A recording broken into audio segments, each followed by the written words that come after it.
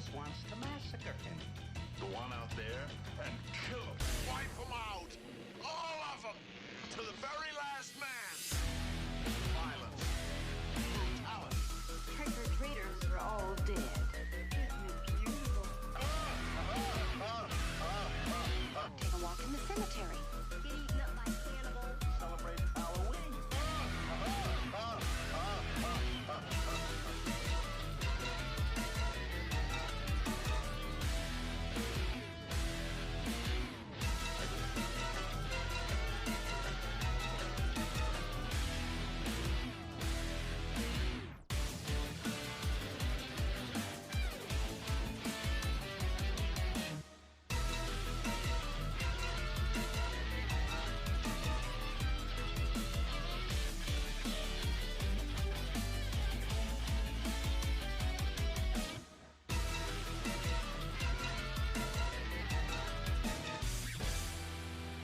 Love and kisses, Penny baby.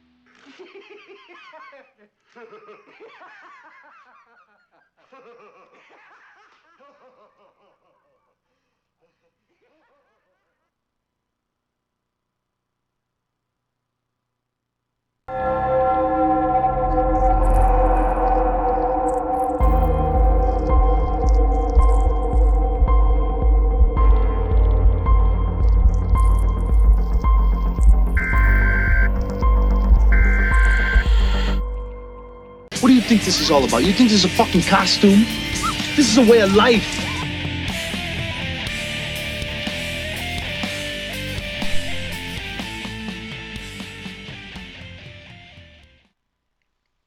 Hey BALLBUSTERS, Bates here with your friend and mine Ray Mungus, and we are honoring the horror master on episode 62 of Way of Life Live. Also, do not mind the blanket draped over my shoulders. It's fucking cold in my studio right now. But anyway, how is it going, Mungus? It's going, man. It's going. Yeah, that threw me off a little bit seeing you with the blanket after just saying you had cough drops and a scratchy throat. I was like, oh, you're already in full sick mode, man. Like, where's your tea at? Now, I just don't have my hoodie on right now, and even with my fucking AC off, my studio is like a goddamn icebox. Yeah, I mean, that tends to happen when you're that low to the ground, or actually underground in that case. Yeah, we are underground. But yeah, otherwise, yeah, I don't know. It's like my throat just started getting real scratchy, maybe like 2.5 hours ago. So, otherwise, I feel fine. I'm just hoping that it's just something stupid that's that irritated my throat. So hopefully a couple cough drops, and I got some throat spray. I'll hit that up later, and hopefully it'll be all good, because I got plans this weekend. You got plans this weekend, do you? Well, you're part of them damn plans. I know. I know the plans. I'm trying to initiate conversation here. But I also have to fucking... Like, I took off work tomorrow because I have to make as soon as we're done with this episode, I have to get ready and then make an airport run. I have no idea what time I'm getting home. That's right, yeah. Okay, so it was a great episode, everybody. See you next week, and be an excellent episode. I would be happy. Well, so let's start off again by continuing to welcome all of our new subscribers. Every week it just continues to grow. It's a couple hundred, nearly like 1,000 a week lately in the last 2 weeks. 3 weeks, actually. It's very peculiar. You know, it's like we talked about this a lot last week, but you know, the growth on the channel out of nowhere has just been complete insanity, especially with the amount of views on our particular commentary. That is like very close to nearing 1 million views, which is nuts. Yeah. I'm still trying to wrap my head around it, and in celebration, I was listening to the Cannibal Ferox soundtrack before we went live. Nice. I was actually going to add, like, I was going to make clips and add it to the soundboard. I might do that coming up soon. Just because, first of all, the soundtrack is amazing, but I don't know. It's just like it's going to be about another week or two, and that video, as of right now, it's going to hit 1 million views, and I just don't understand why that video, out of all of them. I want to like re-listen to it to see if it's any good. Like, I don't remember whether it's good or not, but people love their cannibal movies, I guess. That or something happened that made this uptick, take place, and everybody's YouTubing it trying to find the movie. That might be my guess. John says, guys really pulling in the numbers? Well, just on one video. Yeah, pretty much. And random ass subscribers. My brother has a good theory. He said that there's another Dead Entertainment out there in the world somewhere, and they went and bought subscribers and views. And the person that is making that sweatshop really pull in the numbers for us went and gave it to the wrong Dead Entertainment. So that's my guess, or my brother's guess. And I mean, as weird as it sounds, it might be viable, but I don't care. It's good for us, and I'm taking it. Yeah, I'm not going to argue. So again, thank you to all of our new subscribers, and it's translating to other videos too. I mean, it's not. I mean, obviously, Cannibal Ferox is getting all the love. That video is just getting all the poon, while other videos, or other newer videos anyway, are actually benefiting from it as well. I mean, our last live commentary is up to 400 views, which is, normally we'd be ecstatic about that. For sure. And the good thing is I've talked with you about it, just the fact that our channel looks like it has some people on it, whether they're bots or from far off lands or what have you. It has some legitimacy to it, and it's starting to match up with the numbers we're pulling in on the actual website. So, it was a nice little boost on the ass to get us up a little bit. So I like that. Yeah, I'm not going to complain about it. So next week we are taking Wednesday night off. And instead we will be watching the new Godzilla film and doing a sort of a live reaction Thursday evening when we get home from the movie. So yeah, no Wednesday night episode, but there will be back-to-back Thursday and Friday night episodes next week, because also next Friday we will be doing our next live commentary, and we'll be watching Biozombie. If you guys have never seen or heard of Biozombie, go ahead, look it up, and come join us. It is a fantastic zombie movie. One of my favorites. Love this flick. Haven't watched it in many years. So it's going to be fun revisiting this one. Yeah, I'm almost like worried that I'm not going to get to see it, because every time Biozombie comes up in conversation in between you and I or within our group, I'm always like, oh my God, I haven't fucking thought about that movie in years. I need to watch it. And then it just never happens. So I'm still like on shaky ice right now, wondering if something's going to stop me from seeing it next week. But I'm very much looking forward to it. Well, unless the wifey goes into labor, we should be all good. Nice. We'll have a fourth host that day, maybe a fifth, depending on how quick that happens. Yeah, no, it's going up really soon. We just went to the doctor's today. The baby's up to 6.6 pounds. Very cool. So when'd she do? June 12th. Man, that is coming up closer than I thought. Yeah, it's pretty much. She could go at any time at this point. Like, everything is A-okay, and she's right in that butter zone where baby could happen at any minute. I have the feeling it's going to be like a Wednesday night. It's going to be like smack dab right in the middle of our podcast. We'll be talking about some bullshit ass news, like Bruce Campbell said this, and then you just hear like screaming. Yep. So, but her mother will be here tonight. She'll be landing in like 2 hours. So yeah, at least she'll be here to help. That'll be nice. Yeah, for sure, for sure. So we got to get a move on then. If you have 2 hours, let's do this. Jump right in. Yes, I agree. So let's go ahead and jump into the horror news for the week.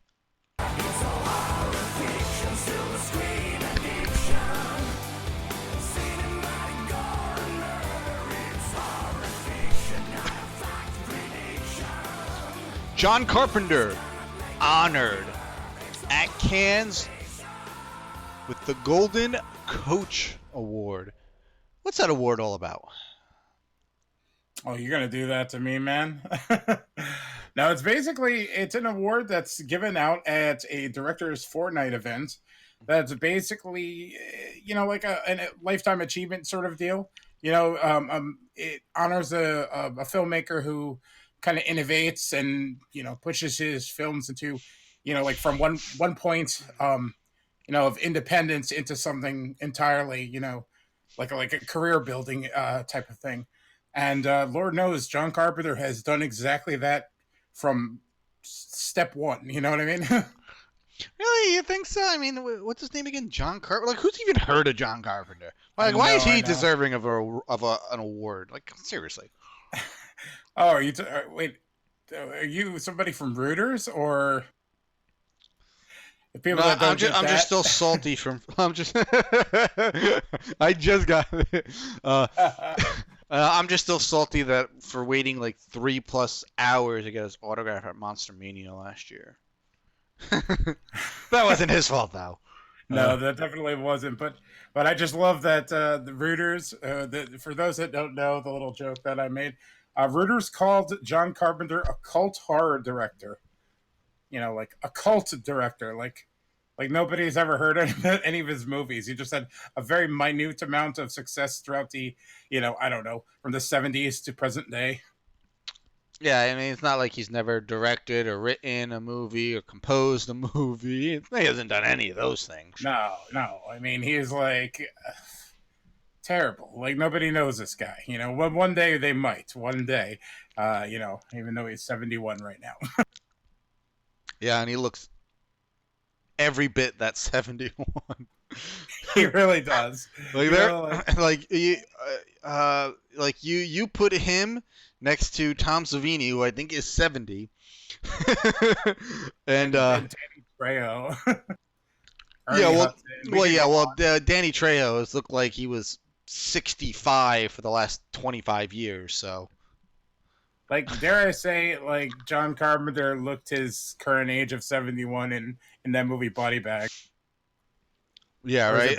Body Count. I forgot the title. You know which one I'm talking about. Yeah. But it's like, seriously, you put him and Tom Savini next to each other, you couldn't tell that they were the same age. No, but see, that just shows what kind of storied life John Carpenter has lived, and how much those fucking crazy movies that nobody's heard of, like Halloween, Escape from New York, The Thing, They Live, The Fog, all Big those Trouble in Little China. Exactly, they took such a toll on him. He's aged 70 years all at once back in the 80s. Yep, but it's always cool when anyone related to horror in any way, shape, or form, receives a pretty cool award.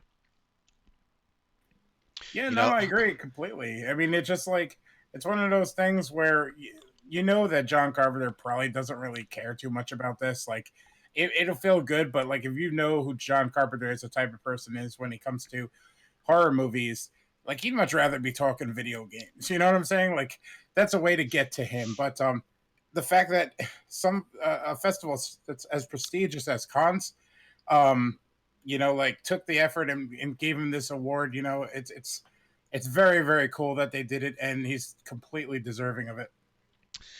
Yeah, without a doubt, it's as I said, any award that anyone in horror can win is a good day for horror. Sans like, because most of the time the only awards that horror movies win are like the fucking Razzies or something. Or those like made up rules awards like the Chainsaw Awards or all those like weird Oh website yeah, awards. yeah. What was the one this year? It's like from a Twitter account with like 500 followers. They created their own horror movie award. Yes. Like I give them credit, good for them. But you know, like we're making up awards at this point. At least the Fangoria came back and did a little thing too this year, which is Yeah, Fangoria is a prestigious name in horror and has been for fucking 30 plus years. It's that makes sense at least. yeah, definitely. But you had brought up video games, and speaking of video games, Bruce Campbell has said that a fully immersive Evil Dead video game could possibly arrive within a year. And, we've had a handful of Evil Dead video games, and they're fun. Are they particularly good games? No, not in the least. But are they fun, time killers? Oh, yeah, without a doubt. Now, he said fully immersive. I don't know how much I'm buying into that, because usually fully immersive games are very expensive and games that are in development for a very long time, and I just don't see any company or developer sinking too much money into the Evil Dead IP. That's a good point. I mean, unless he meant like fully immersive as in like VR or something silly like that. That's been a trend lately in horror video games, and no thanks. Personally, I'm not too big of a fan. Yeah, that's what John just said in chat. I don't think so, because I think developing and coding and all that shit for VR is even more expensive. Yeah, no, it's possible, but like it always looks so primitive. It looks like you're playing a video game from Lawnmower Man. Yeah, kind of like that experience we did at Monster Mania. Yeah, pretty much. I mean, that was still pretty cool because you were in that fucked up looking bus and they had all that cool sensory type stuff going into it. But once you sat down, you're just like, hey, pixelated Pennywise, what's going on? Yeah, I think the scariest part about that was when we actually got onto the bus, we got crammed into like the very front of it. It was like us and like 7, 8 other people crammed in this little spot before we got to the seats. Yeah, I didn't like that. It was pitch black, and we were all like kind of shuffling a little bit, and every so often you'd get like a little wave of a mist in your face, and you're like, oh, okay, that kind of helps because it was hot outside. But like it was definitely a little nerve-wracking waiting your turn. Yeah, a little bit. But it's been a long time since we had an Evil Dead game. As I said, there's been a few. There was a Fistful of Boomstick and Hail to the King. Regeneration. Mm-hmm. Okay, so 3. Regeneration. I forgot about that one. Yeah, those games were pretty fun, but like they were never enough. Like it felt like they got the IP, they had maybe a game already developed, skinned it, and then they sent it off to the presses. It never felt like they were developing for Evil Dead in those games. Yeah. So, we really can't say anything until we see something on this game. We've only heard about it. We haven't seen any trailers. We haven't seen any screenshots. Nothing. So it's all speculation at this point. And, fans are going to eat it up. They're going to love it. They're going to buy it. But, I just don't think this is the kind of IP that's going to sell too well. But people are still riding the high from, Ash vs. Evil Dead. Ash is a character fresh on everybody's mind. So, that could help. It just all depends on when this game gets released. Yeah, for sure. And people could look forward to him coming back as Ash, even though he's retired the character. He basically said in a quote, they're doing a video game, whole immersive kind of dealio. I'll be Ash for that because I wouldn't want someone else's voice hamming it up. So, it's definitely great that he's going to be able to kind of put on the boomstick, if you will, through voice acting. So that's cool. So yeah, as soon as we hear more on the game, you'll hear more on the game. moving on. So, Dan Aykroyd God has bless him. was caught discussing a Ghostbusters prequel script and the upcoming Jason Reitman sequel. Now, a sequel script. Now, is this referring to a prequel script? Is this referring to as a prequel to the very first movie? Yeah, it looks like it. Okay. He called it Ghostbuster High, kind of, but it's not. That's not the title. Okay, that doesn't make any sense. Little bit. Basically just younger versions of the characters, how they kind of met and started this thing, and go from there, I suppose. Like as teenagers, before everything took place in the first. Yeah, but prequels are typically like origin stories for stuff. We kind of got that in the first movie. I mean, how are you going to have a Ghostbusters prequel movie with the original characters, technically, and you really can't introduce ghosts because it's obvious that the first ghost that they ever saw was in the first movie. Yeah, no, that's very true. But they still had that the science side of it. The type of people that were still interested in it. And trying to do their research and what have you. The only thing that I could say about this that might make this interesting is Dan Aykroyd himself got into this whole spiritual belief system and trying to understand ghosts and the paranormal and all that because his father was into that. He was very much into the paranormal, UFOs, and pretty much what these guys are into in the Ghostbuster movie. So this prequel type of thing might be kind of a personal story to him, where he's putting a bit of his own childhood into it and writing further backstories. Like, how would a guy like Peter Venkman in his teenage years stay focused enough to get a doctorate? You know what I mean? It's a story that we don't necessarily need, but at the same time, it's, I don't know, semi-interesting. Yeah, it could be, but then I think calling it Ghostbusters is a bit of a false advertisement. And maybe name it Science Busters. Yeah, but they're never gonna move away from that big stamped name. You know what I mean? No, it'll be like Ghostbusters the early years. Or Ghostbusters Light. Before they were Ghostbusters.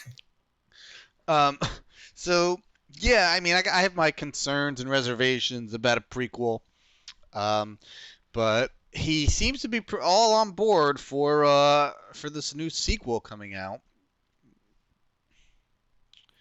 It definitely seems to be he's optimistic. He loves the script, and it's weird that they're holding back any sort of information about whether they're fully on. It's hopefully you'll see some familiar faces, wink, wink. I have a feeling that they're waiting for Ghostbusters Fan Fest out in Culver City. They're doing it on the Sony lot.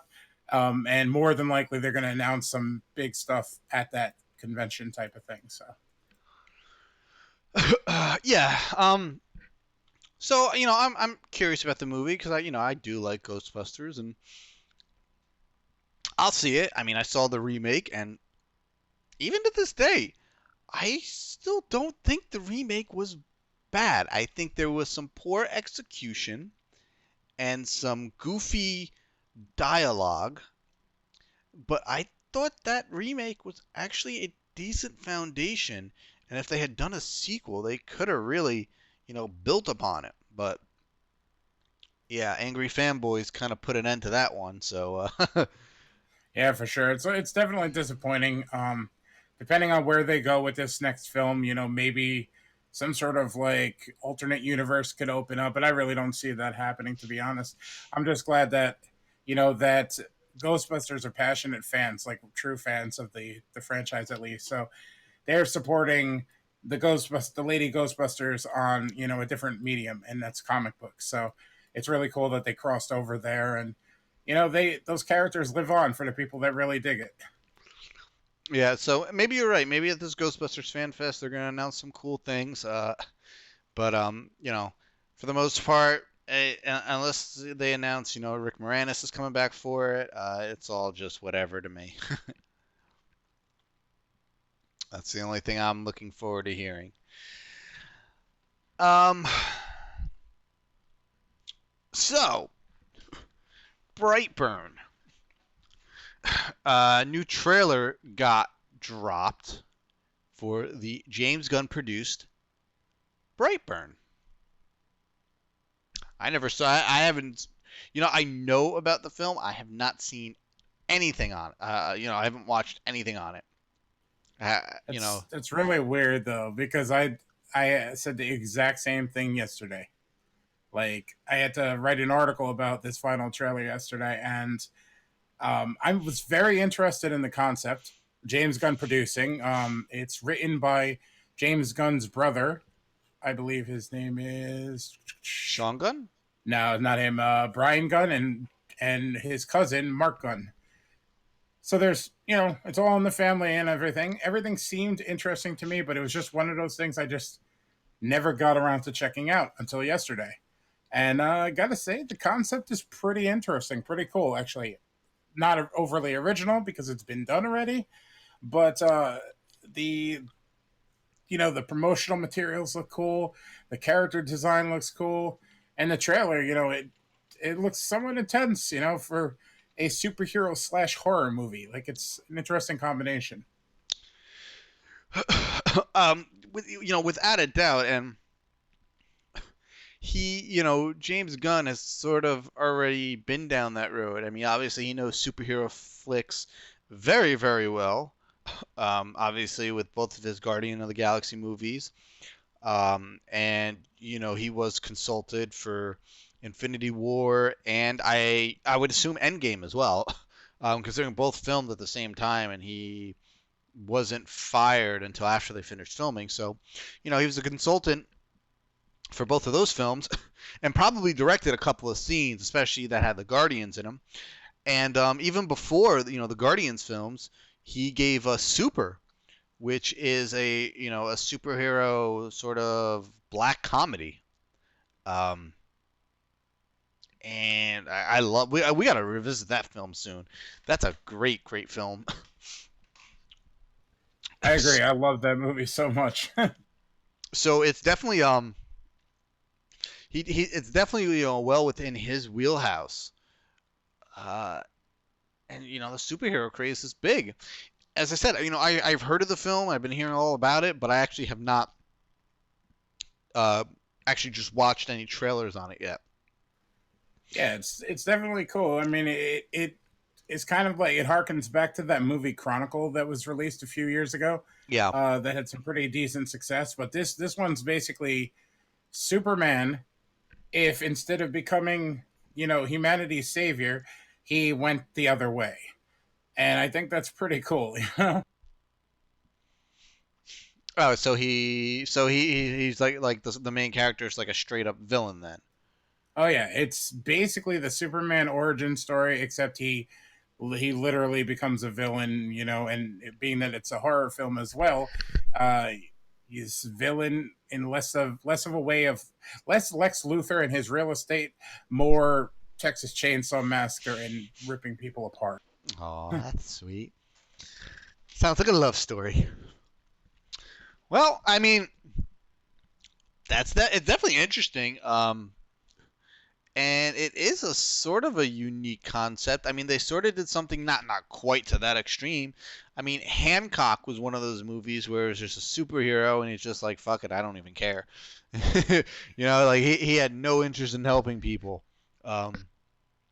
So I heard a lot of good things about that. I just never got around to seeing it. I saw bits and pieces of it, and I don't know. A lot of Will Smith movies they just rub me the wrong way for some reason. I don't know, I feel like he plays the same character in like every movie. Yeah, Will Smith. So yeah, I'll definitely have to check out these trailers and see if it's something I'd be interested in actually watching. Hey, I trust James Gunn, when it comes to stuff, and for him to put his family on board and put his name on a project, I definitely respect that enough to give it a shot. Yeah. Well, I will have to check it out and kind of give my opinion over on Twitter once I do. So that about wraps it up for horror news this week. Not a whole lot going on, just little bits and pieces, but those are the juicy ones. So let's go ahead. Let's jump right into some geek and comic news, because in this day and age, there we get new geek and comic news on the daily. So let's go ahead. Let's dive into some of that and see what's going on this week.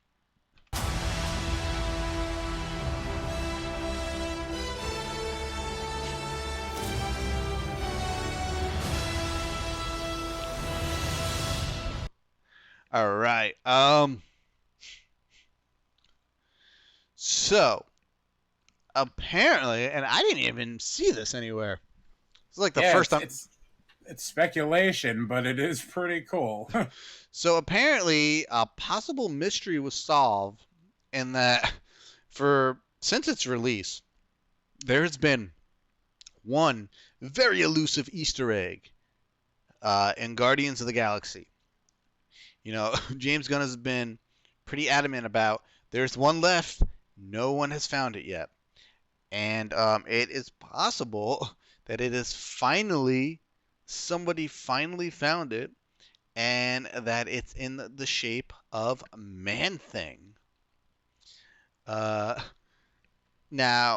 actually, I'm going to fucking look this up. Is there like an image? Yeah, there's definitely an image. It is in the post-credit scene, I believe. And it's the scene where the Collector is sitting in the his destroyed area, you know, his house or museum, whatever you want to call it.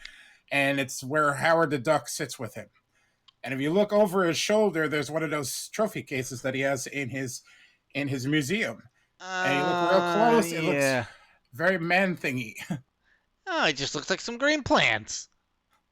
Hey, you know, man, it looks close. You know, a lot of the things that were already pointed out and discovered in these Easter eggs were things that you had to have like lightning sharp reflexes to catch.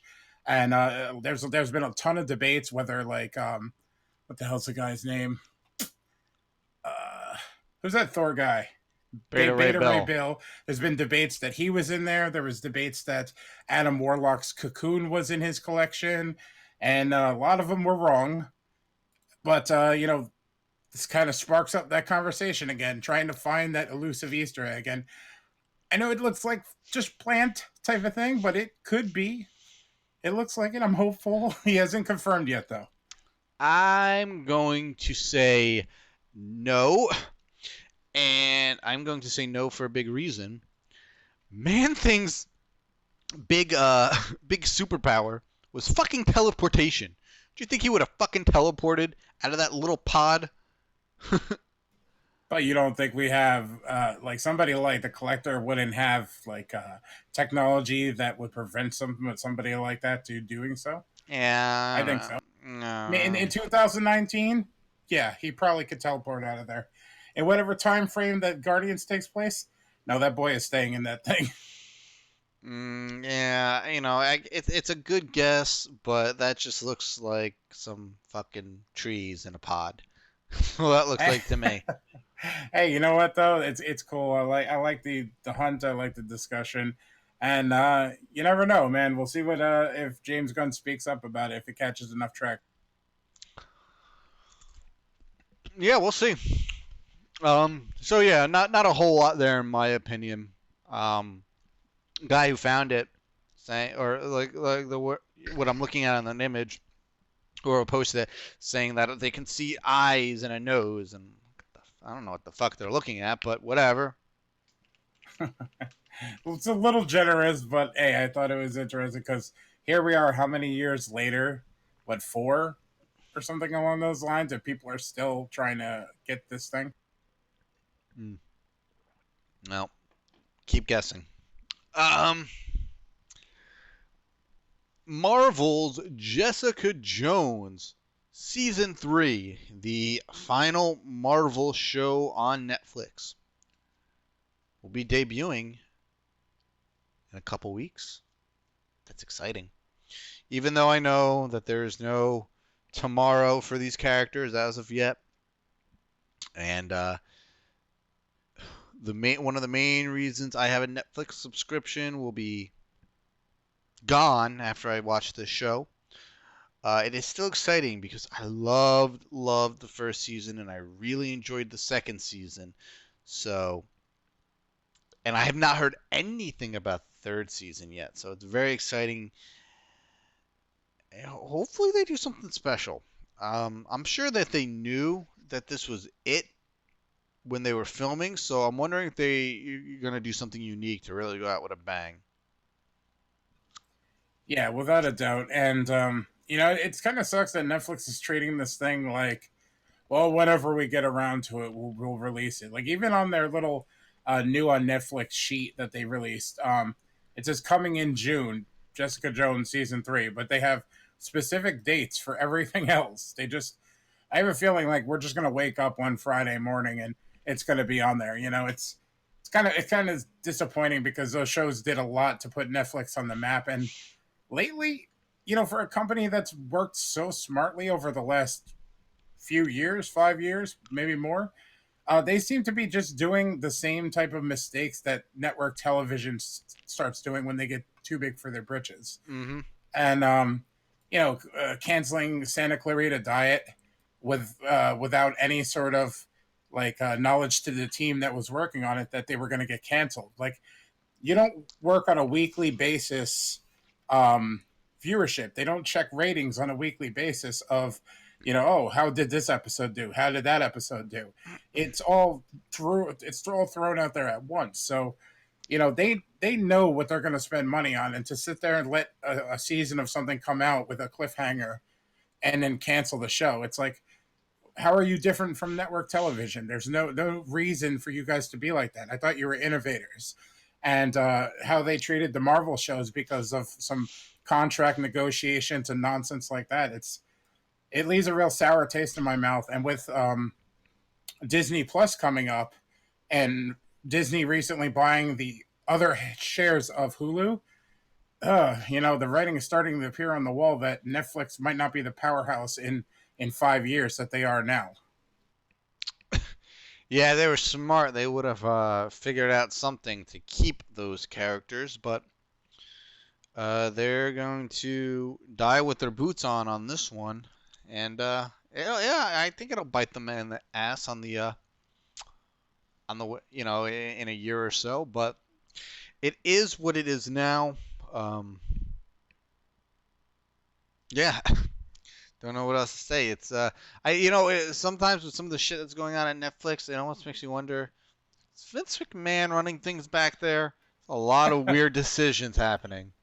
Yeah, especially lately. It just seems like one disappointment after another when it comes to news. And just like last year, everybody was shrouding Netflix as the next coming of television and movies, and they're just going right back to the old ways of doing things. It's just not working right. So it's interesting that Disney's coming out pretty hard with Disney Plus, and the recent acquisition of Hulu is going to put a nice give shows like The Punisher, Daredevil, those not NC-17, but those are hard R rating shows, a place to exist that isn't on a kid network. So keep an eye out for them.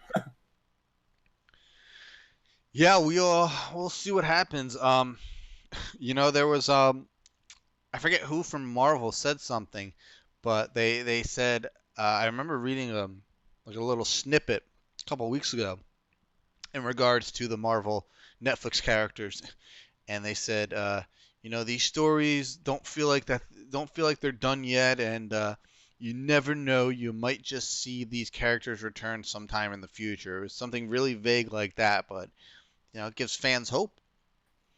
Yeah, and what a better time right after Endgame, where they're kind of back to level playing field. You know what I mean? Where they have to rebuild a team and story arcs and everything like that. I think that would be a very good way to kind of start introducing those characters, which are already on people's minds, into the greater MCU under their own reigns. I think it's smart. Yeah, those characters are still waiting for Doctor Strange or Wong to come pick them up for the fight in Endgame. Absolutely. um, yeah, I mean, with how popular, especially Daredevil was, you had 3 just unbelievable seasons of that show, and it's just like, yeah, we're done. We're just gonna can't. It's like, listen, you're gonna make a bad business decision just to be a spiteful twat. Like, wow, that's some petty ass shit, Netflix. But you know what? Whatever. It's your right to do that. So, you're you're basically giving up a multitude of shows that were very, very popular just because you think you had enough shows to cover it. I guess for every Daredevil you have a Stranger Things, but for every Luke Cage, I don't know what else you got. There are plenty of other good Netflix shows, but I don't think any of them were on the level of Stranger Things or Daredevil. No, they were like some of the most popular shows on the network, and to have that kind of gall to be like, yeah, we could do it without you. Thanks for being the stepping stone. It's, I don't know, man. It just leaves a bad taste in my mouth. I enjoy Netflix. I enjoy a lot of their programming, the originals. There's some real good stuff on there, but I guess it's the business aspect of it when you get corporate pushing away from innovation just to guarantee making money and acquiring things like The Irishman and yada yada yada. Like, it's that corporate mentality really really kind of like takes the viewer right out of it, and you're looking for other options at that point. Yeah, we're just gonna call that from now on the Vince McMahon mentality. I'm okay with that. So moving on here, Carrie Skoglund. Why does that name sound familiar? She's done a bunch of stuff. Well, she's doing some more stuff here. She will be directing the 6-part Falcon and the Winter Soldier miniseries. And we also got word that Sharon Carter will be appearing in the series along with Baron Zemo. So That's exciting. Yeah, we might finally get to see him in his trademark purple mask. That's pretty exciting. I thought, that villain kind of got the short end of the straw in Civil War, but I always felt like there was more left to tell in his story, and I guess we're gonna see it here. So that is definitely pretty cool. Yeah, no, I thought his character was absolutely incredible. Definitely agree on the front of, like, they could have done a little bit more with him and everything, but his motivation for being a villain. I remember walking out of that movie and saying, like, that was one of Marvel's best written villains. Like, the motivation and why he did what he did, the manipulation, and you're just like, God damn, that was good. But it was unfortunate that all people could focus on was he didn't get his costume, he didn't get his mask, and silly bullshit like that. Like, I didn't get my way, so I have to bitch about it. But I really thought he was like Marvel's, like, he was on the verge of the Purple Man. In my head, the Purple Man I thought was an absolutely brilliantly written villain in Jessica Jones, and Zemo's not that far behind. So I'm looking forward to seeing what's happening with this. I'm not sure when it's taking place, though. That's what's really... I didn't read too much into it because I wanted a little left up for surprise, but I'm curious to see whether or not this is going to continue right after Endgame, or if it's going to kind of bridge the gap between other films. I'm hoping it's the former, but I guess we're going to have to wait and see at this point.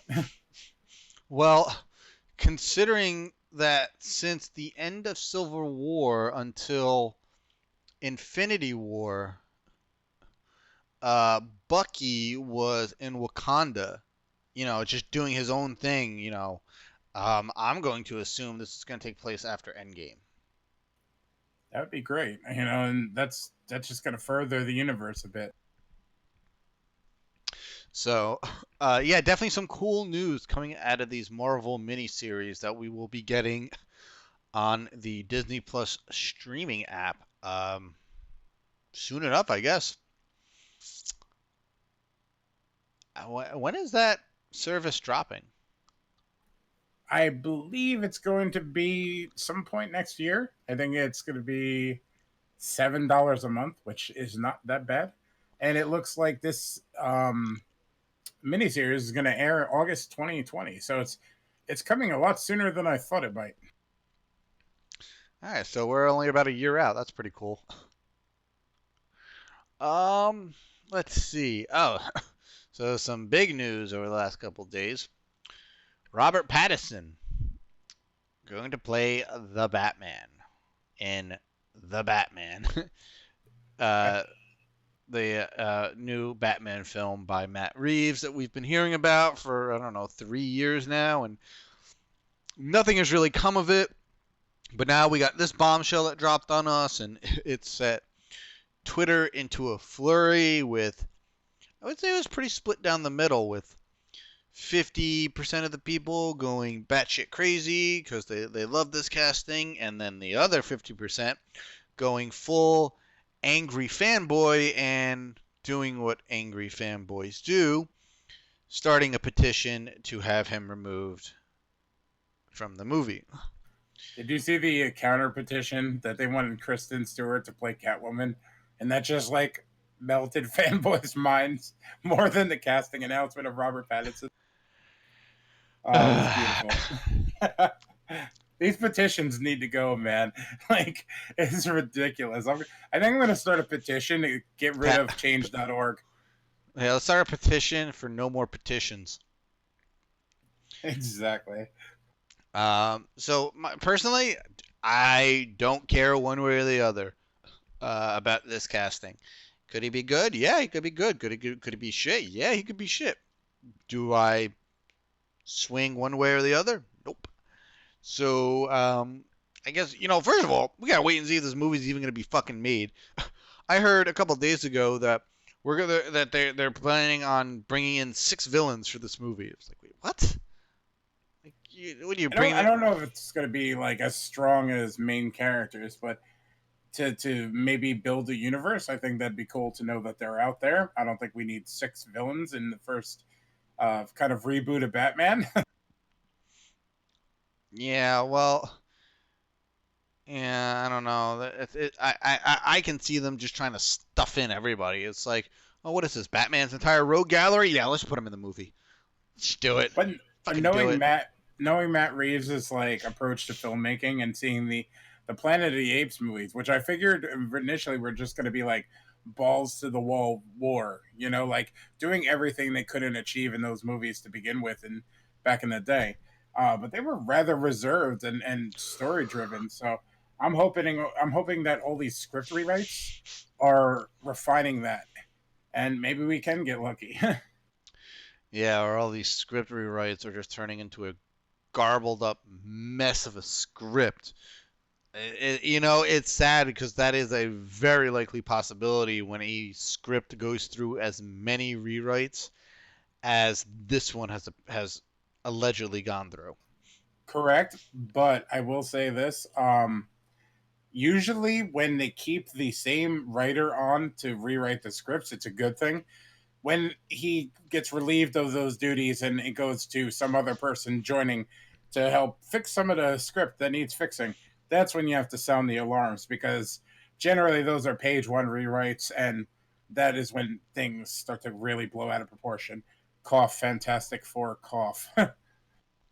Yeah, and a lot of the times, all of those writers will get some of a credit for like the story.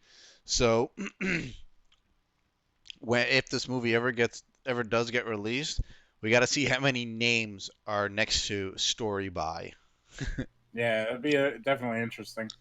As far as the casting goes, from what I hear, just by reading things and everything, that Pattinson is kind of as embarrassed about Twilight movies as most fans are, or most people that don't care about those movies are. And from what I gather, he's gotten pretty good. He was relatively reserved in a lot of the Twilight movies because he was playing this moody vampire. Like what kind of range could you really exhibit in that sort of scenario? So, for him to really move away from that and start starring in other films, I haven't seen anything personally, but I've heard he's really kind of refined his craft. And this isn't the first time that fanboys will be bitching about something, especially Batman. People went crazy when Heath Ledger got cast as as the Joker, and it just went completely ballistic. And I even came across recently a article from like I assume the mid '80s, something like that. I don't know when Michael Keaton was announced. Oh yeah, people hated it. Exactly. And this is an article from a fanboy. Actually, there's a date right here. July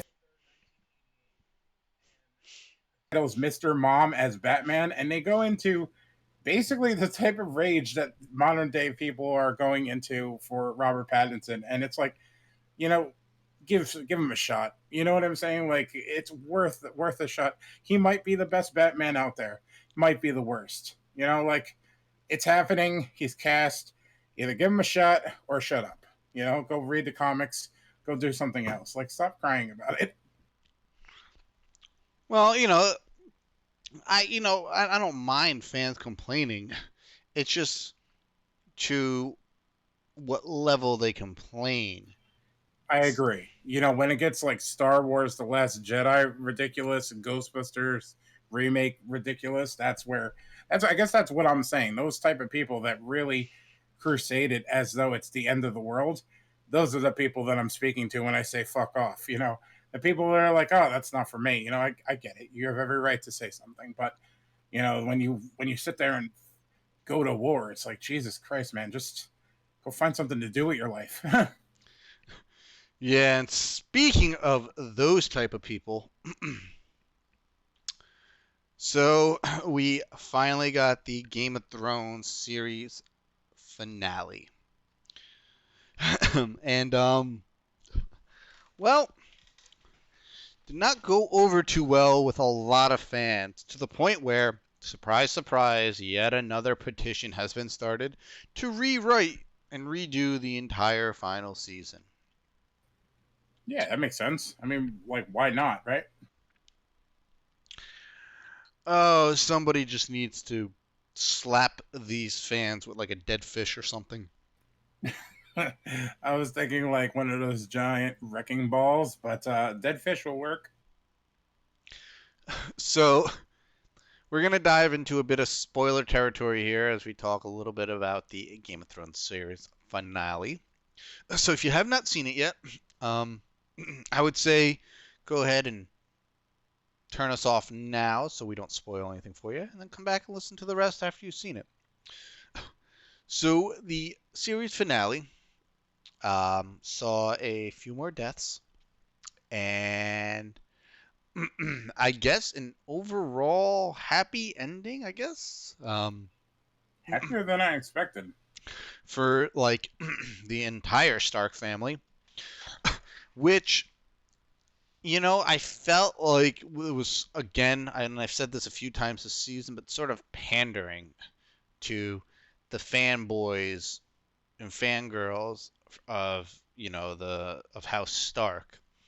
Because at the end of the day, if you look at the four, living members of the Stark family and how the series ended, well, they all became kings and queens in their own right. Bran became king of the six kingdoms. Sansa, became queen of the North. Technically, Jon Snow became the new king beyond the wall, and Arya, in her own right and own way, kind of just became the queen of herself and whatever's around her, with her decision to just go ahead and sail west. Yeah, she kind of jumped in and took on like the Christopher Columbus sort of role. Which, if you've read any of the Game of Thrones lore, means that she will die because nobody has ever sailed west and lived, and this includes some of the greatest sailors ever. Um, so considering that she's not a sailor, and I'm gonna assume she's gonna die. People are excited, like, oh, maybe we're gonna get an Arya, an Arya spin-off show. I don't think so, but yeah, the overall ending. So it was better than I thought it was going to be, but I still did not really enjoy it. There were, again, good scenes. There were a couple of really good scenes, and that can be said for almost every episode this season. But as a whole, it just felt so weird. Everything felt so disjointed and just not fluid at all. Nothing flowed, in my opinion. It just was weird. Yeah, I kind of got that same sort of vibe myself, but that's a vibe that I've been getting for the past 2 or 3 seasons, where they kind of like stepped on the gas and went full steam ahead. Um, it kind of had a situation going where you're like, okay, this makes sense that they went from this point to that point, but I feel like there's so many things that are in between that we missed, that they just decided to skip over so that they could continue going. And I know we don't have to sit there and kind of like spoon feed every detail, but when you got like an opening scene where Tyrion is kind of walking through the death, destruction, the rubble, the destroyed thing, all the way to find Jamie and Cersei, when they could take their time in those scenes to really set a mood and kind of establish what's about to happen in the moment, then they could certainly take their time in transitioning from, the death of a very, very main character to months later or however long later to find out what's going on and what's the fate of Jon Snow and what's the fate of Tyrion and such. It feels like those long period of time are just, they're there to kind of make you think that things are basically like flowing in a like it's telling a long sort of format story, but it just comes off extremely awkward in between, because it just feels like so much is not being said. And for a Game of Thrones, if you've read any of the books or seen the early seasons, it's a show that takes its time. And if the show had, or this if the season had the extra 4 episodes, I think we'd be having a slightly different tune than many people are having right now. Probably. One of my favorite things about how this series ended is that for last couple weeks, all I've been seeing are the dumbest theory articles and theory videos. My favorite thing about the way the series ended is that every single fucking one of them was wrong. Whether it was Bran is the Night King and here's the proof. Yeah, no, you were fucking wrong on that one. Danny's going to turn into the Night Queen. Here's proof. Yeah, well, your proof was wrong. Or Tyrion is a secret Targaryen and there's a fourth dragon. Here's proof. Everything, there was proof. There was proof for everything, and yet none of it happened. So, these and I honestly could go on and on and on with how many of these dumb ass fucking theories I was reading. So I was happy that they were all wrong, because a lot of people were adamant, like, oh my god, this is gonna happen. We're gonna see another dragon in the final episode. Yeah, no, we're not. You know what, those people I don't necessarily mind, because one of the most fun things about enjoying something to the point where you're immersing yourself in it completely as far as thoughts go, is to dive into theories, and watching a show like Westworld, the first season of Westworld, theory crafting of how that show ticked was really exciting, because it just kept the excitement for the entire week till the next episode. And I think that's also the downfall of Game of Thrones. So many people had these theories, way too much time to think, way too much time to discuss these things with other people at the water cooler and beyond, like on websites, Reddit, you name it. And they basically wrote what the show was going to be in their own minds. And when they didn't get it, they were utterly devastated. And I think that's where a lot of the super rage people are coming off. You know, they're just like, it could have been like this. There could have been a fourth dragon. Tyrion could have been this and that. He doesn't even have blonde hair. You know, like the fans. I feel like fans really set themselves up for disappointment. Not to say that the, I guess, end of the series, the final season, was completely satisfactory, but it wasn't terrible. You know, there was a lot of great stuff that happened in this season. It was very, very rushed, which is kind of unlike any of the previous seasons.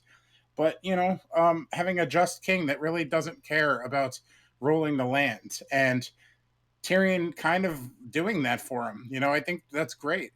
Tyrion having the smarts enough to trick Grey Worm into sending Jon to Castle Black, knowing full well that there's no more Black Castle Black. You know, it's overtaken by the wildlings.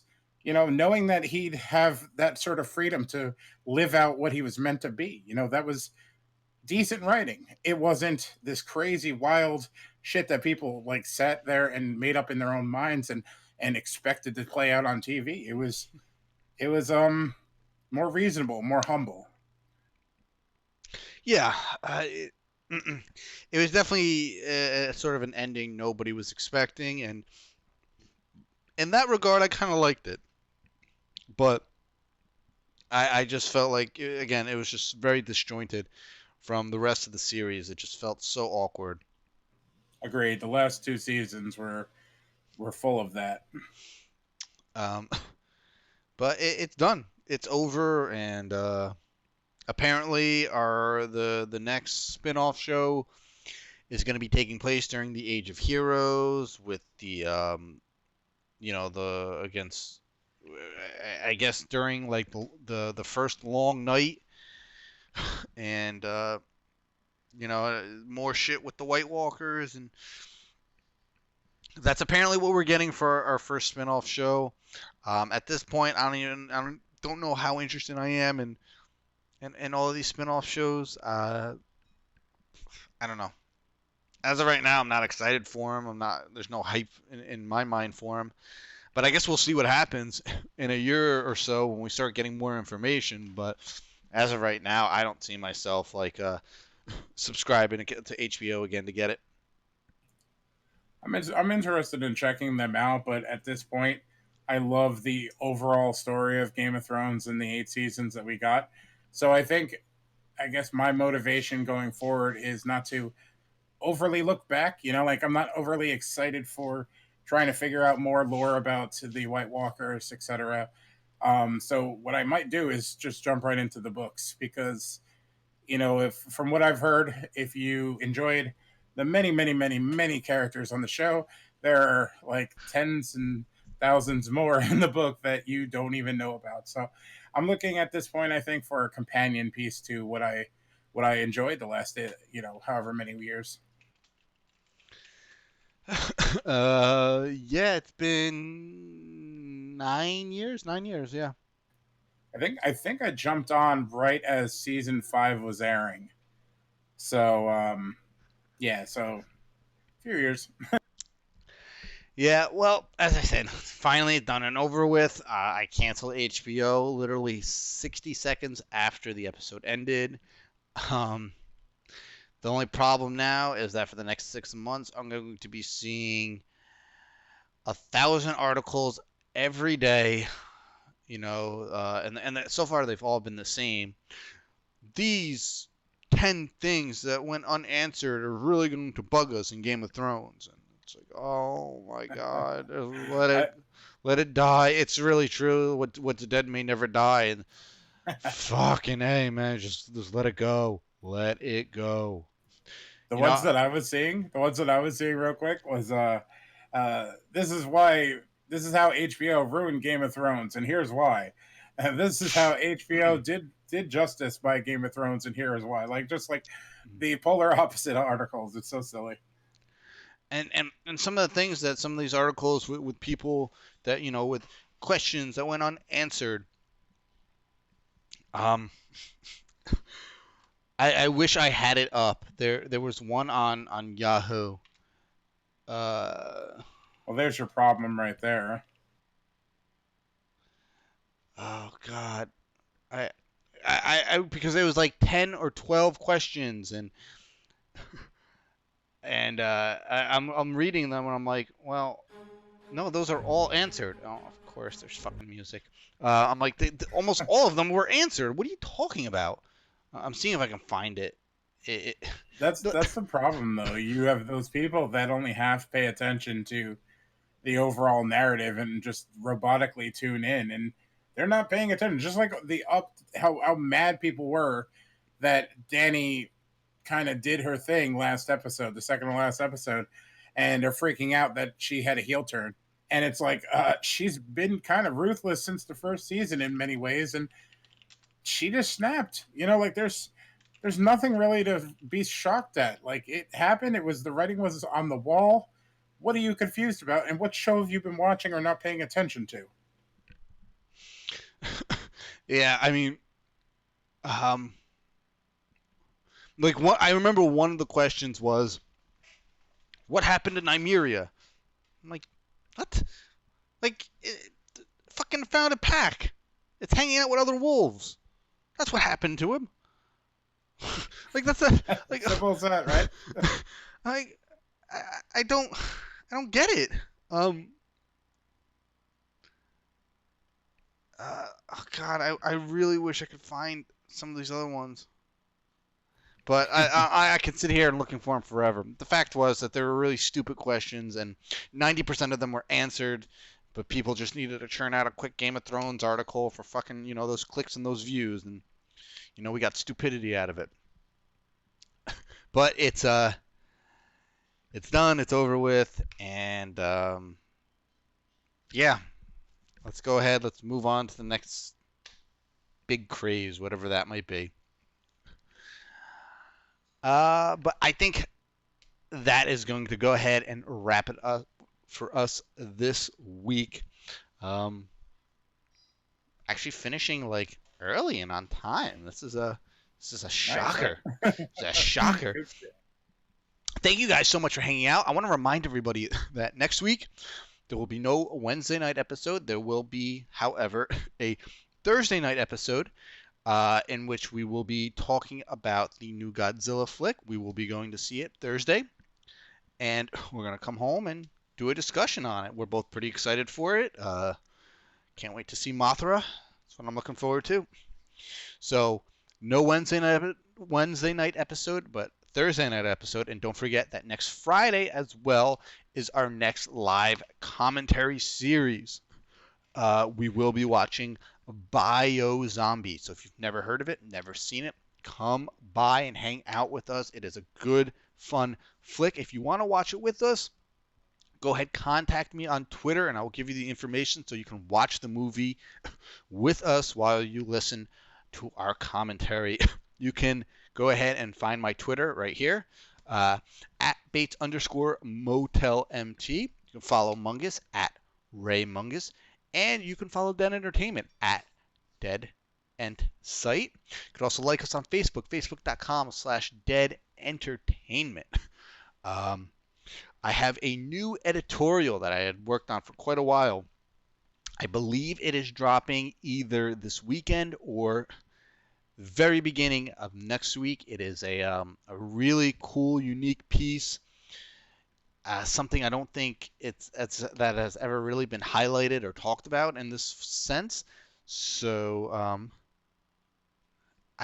keep an eye out for that one. It's definitely one of my favorite pieces I've ever written, and I think a lot of fans are really going to enjoy it. It's a really cool piece. You got anything to plug? I do, for once. Holy balls! Shock. On Monday, this past Monday, I had the pleasure of interviewing a Hollywood director by the name of David Slade. If you're not familiar with his work, he is most known for Hard Candy. He did some episodes of Hannibal, American Gods, most recently the Black Mirror Bandersnatch. He did 30 Days of Night and all that good stuff. But he has a segment in Mick Garris's upcoming movie that's coming out in June called Nightmare Cinema, and they reached out to us, and we were able to interview him for the the show, not the show, the website. So keep an eye out for that. We're not releasing it just yet. We're pulling some strings to make some other cool things happen. So if all works on that front, keep an eye out on our website for some crazy good interviews. So right now we have a small segment from the interview up as an article where he talks about his hopes and anticipation to do more Black Mirror episodes. So keep an eye out, or I'm going to actually post that in the chat right now. Tomorrow we have a little bite of information about the future of Hannibal. So take a look on deadentertainment.com and keep your eyes peeled for those interviews. Yeah, and we might have some really cool stuff on the horizon as well. We can't say anything further about it because nothing is set in stone, but there are some serious wheels in motion, and there's definitely some pretty cool things that could possibly come to fruition down the pipeline for the site. So it's amazing how far this little site has come in year and a half. Oh yeah. And we got a really great core group of people and writers and contributors, and it's only getting better. We're putting out really solid content, that is primarily horror related. I love that banner site. It's wonderful. Aside from the handful of, comic reviews the webmaster lets me do, comic reviews, always, they're big things. And because we do the comic and geek stuff here on the podcast, it sort of kind of falls within the realm.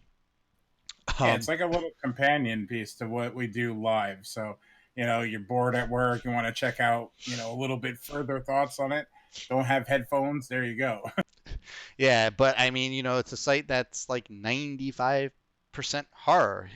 Listen, if you're looking for articles about, a Waterworld Blu-ray release, well, fucking look somewhere else because you're not going to find that on deadentertainment.com.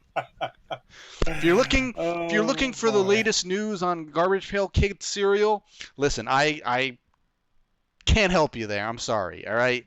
But if you're looking for horror news and just great original horror content, then Dead Entertainment's a place to be. Otherwise, you want all that other fluffy, non-horror bullshit, go to some other horror website. That's all I'm going to say about that. Don't want to start a war here. But thank you guys so much. Make sure if you haven't already, go ahead and hit that subscribe button, hit that little bell so you know when we go live and drop new videos. Make sure you follow us on Twitter. I would also say check out my channel, but I've been pretty dormant over on my channel lately. I actually did stream last weekend. But once some new games come out, I'll get excited and I'll start streaming again. The new Bloodstained game will be out soon, so I'll definitely be streaming that on my channel and a few other things that are on the horizon. So hopefully I'll be back in sort of a full swing with my channel sooner than later. Again, but all depending on how my kid goes, So no promises, but we'll see what happens. And yeah, so I think that's about it. So thank you guys one more time. We will see everybody next Thursday. And yeah, remember. What do you think this is all about? You think this is a fucking costume? This is a way of life.